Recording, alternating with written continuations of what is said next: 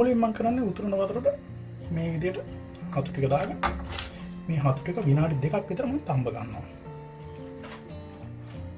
දැන් විනාඩි 2ක් විතර තඹ ගත්තා. දැන් අපි මේක වතුරෙන් අයින් කරගමු. හොඳට වතුර පෙරෙන්න දෙන්න ඕනේ.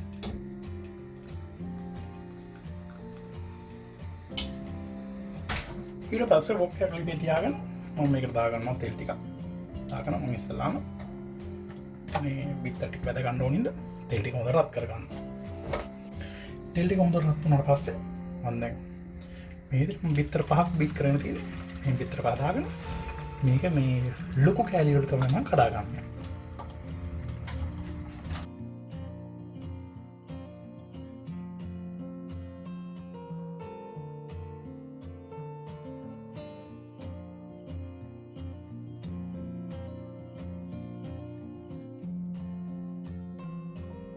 දැන් අපේ බිත්තර එකත් ලෑස්ති.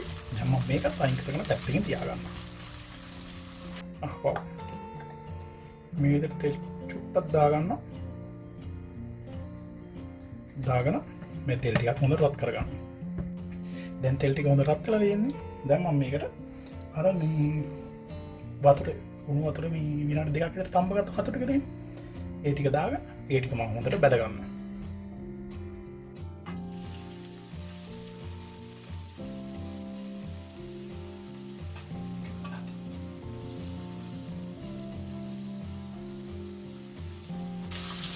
සෑහෙන ෆ්‍රයි වෙලා තියෙන්නේ. දැන් මම මේකට එකතු කරගන්නවා. සුදුරු ඉඟුරු.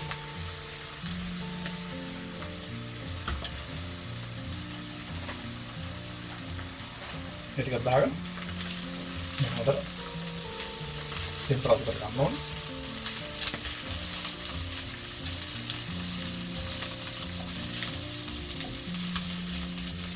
ඉවර සුළු ටිකක් තෙම්පා ගන්න පස්සේ මම මේක එකතු කරගන්න.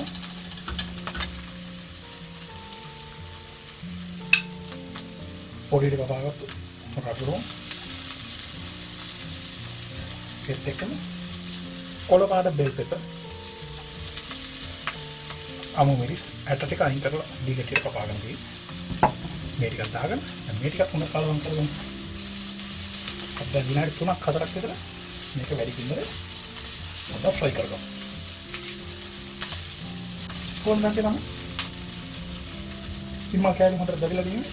මෙන්න මේ කාන්තාවට පස්සේ මම මේකට එකතු කරගන්නවා. මම කලින් බෙදගත්ත බිත්තර ටික.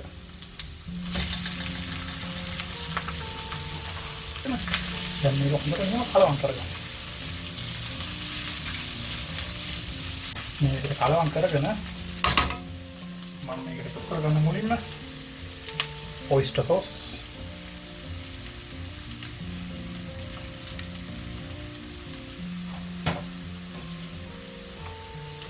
soya sauce,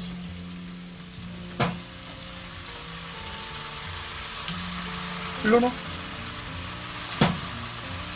ඒ ටික දාගෙන මේක දැන් හොඳට අපි පොඩ්ඩක් කලවම් කරගෙන තව ටිකක් හරි මේක හොඳට ටෙම්පරාදු කරගන්න.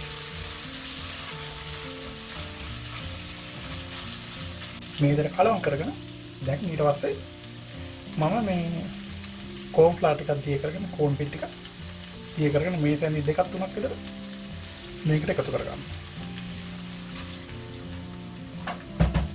එකතු කරගෙන මේක හොඳට කලවම් කරගන්න.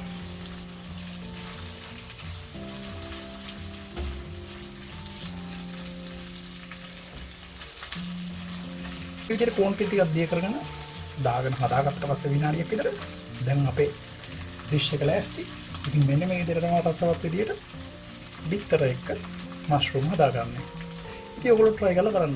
ඊළඟට වීඩියෝ එකකින් හම්බ වෙනකොට ඔයගොල්ලෝ හැමෝටම සුබ දවසක්.